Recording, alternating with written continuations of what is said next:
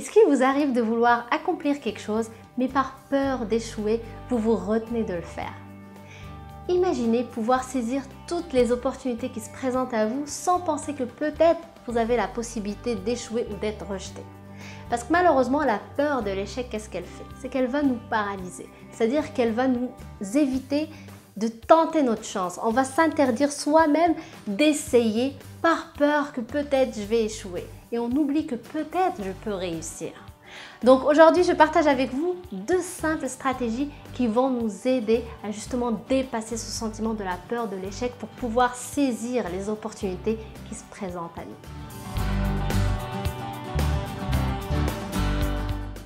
Alors bonjour et bienvenue, ici Manali Dbali du blog Chemin Gagnant. Juste avant de rentrer dans le vif du sujet, si vous n'êtes pas encore abonné à ma chaîne YouTube, je vous invite à faire clic sur le bouton juste ici. Alors 2 stratégies aujourd'hui pour vaincre la peur de l'échec.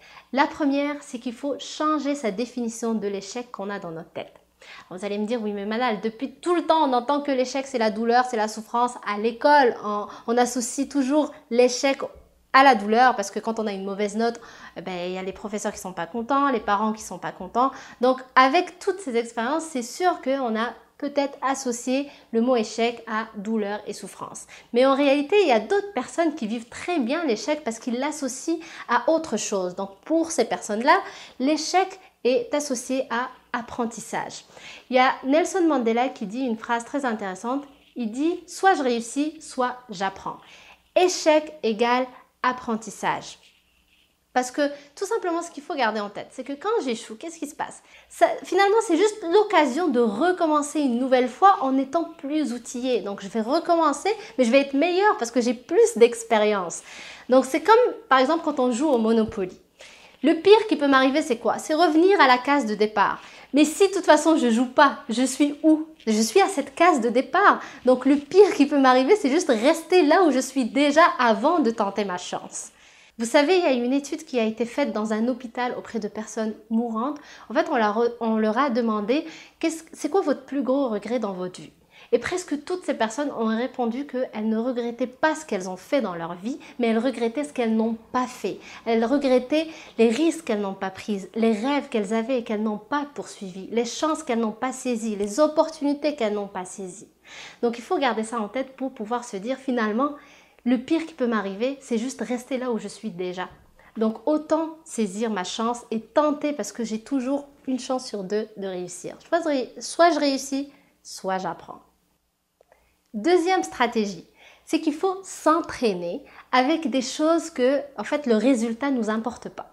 C'est-à-dire que je vais m'entraîner à demander des choses ou à tenter ma chance pour des choses où le résultat, au fait, qu'il soit bon ou pas, je m'en fous. C'est pas quelque chose qui est important pour moi.